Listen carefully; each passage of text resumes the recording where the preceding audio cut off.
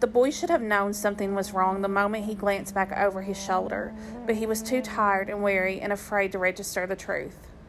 He followed the unfamiliar sound of the keening pipe. Its unfamiliar melody, absurdly cheerful, jarred him from the carnage. It filtered through the pores of his skin and infused him with the strength and warmth he needed to run through the icy clutches of winter. The forest muffled the sounds within and beyond it as if the trees themselves swallowed noise, all but the tune of the unseen piper. Time stood still, cradled between the labyrinth of jutting roots and a cotton cloud sky that was falling apart. Tufts of snow floated down through naked branches as if massive pillowcases had exploded during a massive pillow fight between massive gods who did not care that far below them the falling snow sizzled against flames that devoured a village.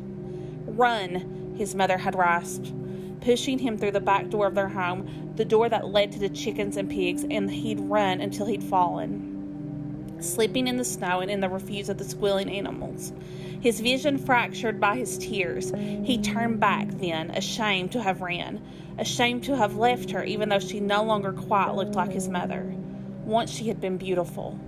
The belle of the village, people had said. Then the red blotches appeared, lesions that began on her arms and spread across her chest and throat. An army of ants beneath her skin that disfigured her face and body.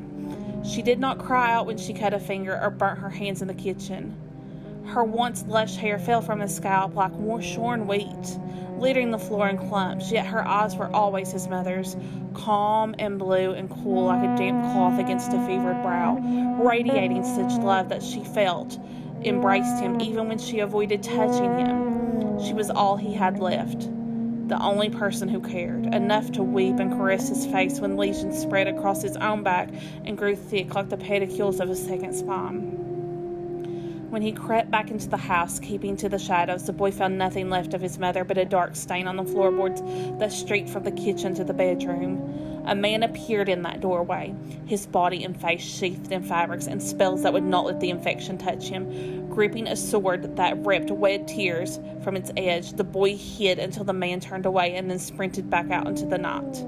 He ran through the streets, dodging the hooves of horses and the torch firewood that yelling soldiers threw his way. He fell only once when something sharp hit his head. It seemed he opened his eyes mere seconds later. Snow filled his nostrils until he raised his head. Once he did, the scent of smoke engulfed him. The crackle of the fires was nearly drowned by the screams that would not end. He scrambled to his feet, the snow beneath him stained crimson as if with wine, and he stumbled away from the slaughter and towards the trees. And so now he ran, torn by despair and fear, amazed that his matchstick legs could outrun the sinewy limbs of armored horses and the fiery wrath of their riders with flamethrowers. He wished he could have lifted the axe that had been his father's, with its handle longer than his arm, and swung it into the chest of anyone who dared approach his mother. He wished he had not left her when she pushed him out of their home. He wished he had not seen her blood upon the floor.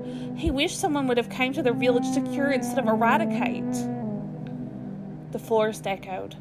The shrieks of women who fought and bled as gloved soldiers dragged them through the streets and pushed them into burning homes. Of men as their hands, along with the pitchforks or knives they held in them, were severed by swords whetted on the bones of prior villages. Of children who had collapsed when those who chased them flung torches into their backs.